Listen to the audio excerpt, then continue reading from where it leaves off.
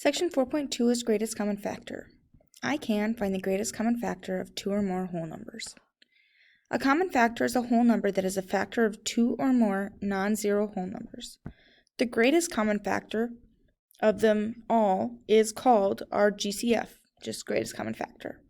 We can find the GCF by either listing all the factors and looking for the biggest one that matches, or by writing out the prime factorization and multiplying the common factors. So here, 24, 60, and 36. If we list out all the factors, 24 is 1 times 24,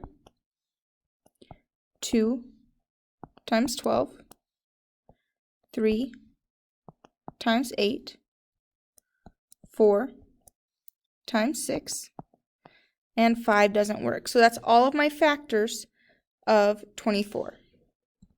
60, well, 1 times 60 gives me 60. 2 times 30 gives me 30.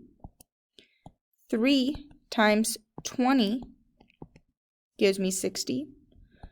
4 times 15 gives me 60. 5 times 12 gives me 60. 6 times 10 gives me 60. 7 doesn't work, 8 doesn't work, 9 doesn't work, and then we're at 10. Those are all of my factors of 60. 36, 1 times 36, 2 times 18, and again we get this by taking 36 divided by 2. 36 divided by 3 gives me 12, which means those are factors. 36 divided by 4 gives me 9, so those are factors. 36 divided by 5, decimal. 36 divided by 6 is 6. So those are all of my factors. Now, we want to find the greatest common factors. So common factors are 1, 2, 3, 4, 6, 8 isn't, 12 is, 24 isn't. There's no 24 here or here. So the greatest common factor is 12. It's the biggest number that is a factor of all of them. So my GCF is 12. The other way that we can do this is using our prime factorization. Here we take each of our numbers, 24, 60, and 36, and find the prime factorization using our factor trees. So 24 is 4 times 6, 60 is 6 times 10, and 36 is 6 times 6. And again, you can use any factors you want. 4 is 2 times 2, 6 is 2 times 3, 6 is 2 times 3, 10 is 2 times 5. 6 is 2 times 3, and 6 is 2 times 3. 2 prime, 3 prime. 2 and 3 are still prime, so is 5. 2 and 3 still prime. So my prime factorization then, here I have 2 times 2 times 2 times 2, 3, and that's for 24. Then for 60, I have a 2. I'm going to put that in my 2 column, a 3 in my 3 column, a 2 in another 2 column, and a 5. So I'm going to make a 5 column. Here for 36, I have a 2 in my first 2 column, a 3 in my 3 column, a 2 in my second 2 column, and a 3. I don't have enough room, so I have to make another column. So we're going to take all of our factors that are the same. So here I have a common 2, a common 2, and a common 3 in all of them, and multiply them together. 2 times 2 times 3 gives me 12, and that's going to be my greatest common factor.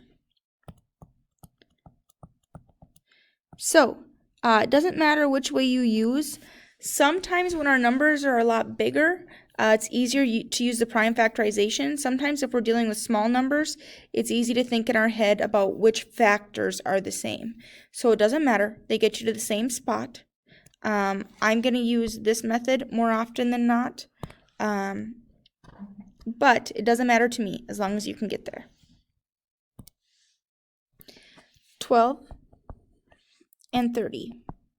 I'm going to use prime factorization here. 12 is the same as 2 times 6. 30 is the same as 5 times 6. 2 is prime, 6 is not. 5 is prime, 6 is not. 2 is prime, 3 is prime. 2 is prime, 3 is prime. So when I list out my factors, 12 is 2 times 2 times 3. 30 is 2 in my 2 column and a 3 in my 3 column. And a 5, times 5. So I have a 2 in my 2 column and a 3 in my 3 column. Multiply those together, and my greatest common factor is 6. Try 2, 21, and 42. When I factor these, 3 times 7 and 6 times 7.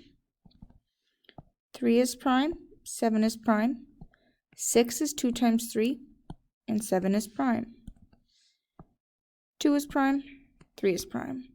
So, when I write out my common factors, 21, 3 times 7, 42, I don't have a 2, so I'm going to make a 2 column. I have a 3 in my 3 column and a 7 in my 7 column. Keep in mind, each row is one number, so all of my things that multiply to 42 go in one row. All of my things that multiply to 21 go in one row. And each column is a comparable factor, because now I can see that I have a common 3 and a common 7. When I multiply those together, I get 21. So we're looking for what factors are the same in both, and when we multiply those together, we get our greatest common factor. Feel free to give it a try here.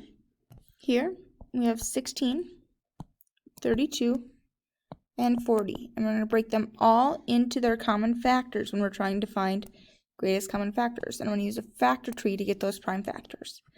16 is 4 times 4, 32 is 4 times 8, and 40 is 4 times 10. 4 is 2 times 2. 4 is 2 times 2. Again, 4 is 2 times 2. 8 is 2 times 4. 4 is 2 times 2. And 10 is 2 times 5. All my 2's are prime.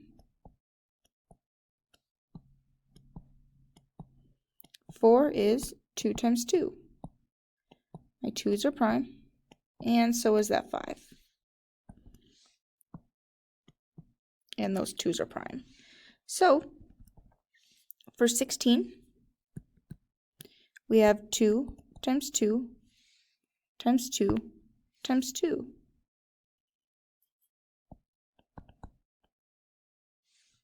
For 32, we have 2 times 2 times 2 times 2. And I have an extra 2, so I make an extra column for my 2's. 40, I have 2 times 2 times 2, 2 times 2 times 2, times 5. So I make a column for 5's there. And you always want to start in the same spot each time. We want to fill our columns. So I didn't want to put one of these 2's over here. I want to start at the same spot and fill each way. So if you start on the left side, fill on the left side. If you start on the right side, fill to the right. But we want to make sure that we get them all filled before we have extra columns. So now if we look, I have a 2 in each, and a 2 in each, and a 2 in each. So when I multiply those together, I get 8 is my greatest common factor. And on 4, we have 27, 45, and 90. We're going to find our prime factorization for each of these. So 3 times 9, 5 times 9, and 9 times 10. 3 is prime, 9 is not. 3 times 3. 5 is prime, 9 is not. 3 times 3. 9 is 3 times 3. 10 is 2 times 5. All of my 3's are prime. So is my 2 and my 5. Now we go ahead and list out our factors. So for 27, I have 3 times 3 times 3. Each 3 gets a column. For 45, I have a 3 and a 3. So I put a 3 in my 3 column, a 3 in my 3 column, and a 5. I don't have a 5 column, so I make one. And for 90, I have 3 times 3 times 2. So I'm going to make a 2 column. And a 5 goes in my 5 column. Keep in mind, they have to be common in everything in order to be a greatest common factor. So even though that 5 works for 2, it doesn't work for all of them. We only want the things that work for all. So I have a 3 in everything and another 3 in everything. I multiply those together and I get 9 as my greatest common factor. 2 or more numbers are relatively prime if their greatest common factor is a 1.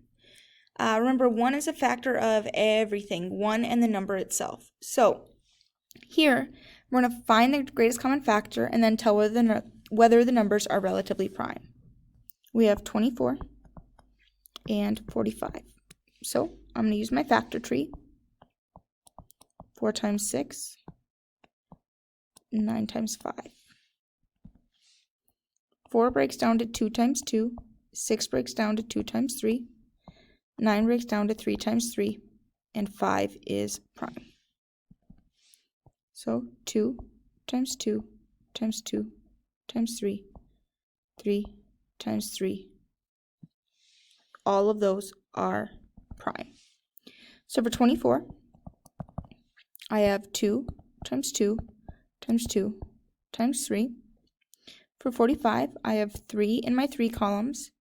I need another 3 column and a 5 column. So here, my greatest common factor is 3. So are these relatively prime?